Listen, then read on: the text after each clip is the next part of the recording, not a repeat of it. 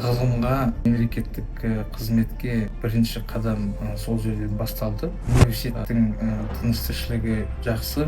Түлектің кезекті шығарылған түсіру үшін арнайы Астанаға келдім. Бұл жолғы сапар, бұл жолғы сұхбат ерекше. Себебі кейіпкеріміз Аманжолов университетінің түлегі, Қазақстан Республикасының мәжілісінің депутаты Ерлан Бидахметұлы Сайыр. Сіздің жоғары білім жолындағы алғашқы баспалдағыңыз бұл Аманжолов университеті екен. Жалпы Аманжолов университетіне қашан, қалай оқуға түстіңіз? 1991 жыл тарих факультетіне түстім. 5 жыл оқып шықтым. Бізге сол кезде Тұрсынғали Ахмеров, Игибаев, Раушан Нұрбекова тәрізді біздің мұғалімдеріміз сабақ берді.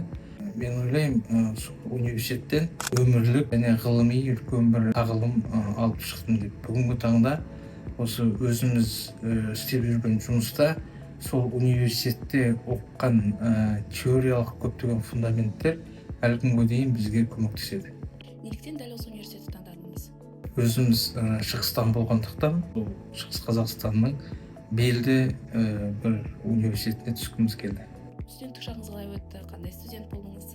Оқуға, ғылымға машықтарды сол университеттен үйрендік қой. Университеттің библиотекасында өте жақсы ғылыми фондтар бар. Тарих бойынша, философия бойынша студенттер егер қызығатын болса, ол жерде бүгіннің өзінде осы адамның өмірін, көзқарасын өзгертуге қабілетті көптеген ғылыми кітаптар бар. Сол кітаптардың негізінде тағылым алдық. Аманжолов университеті сізге тағы не берді деп ойлайсыз?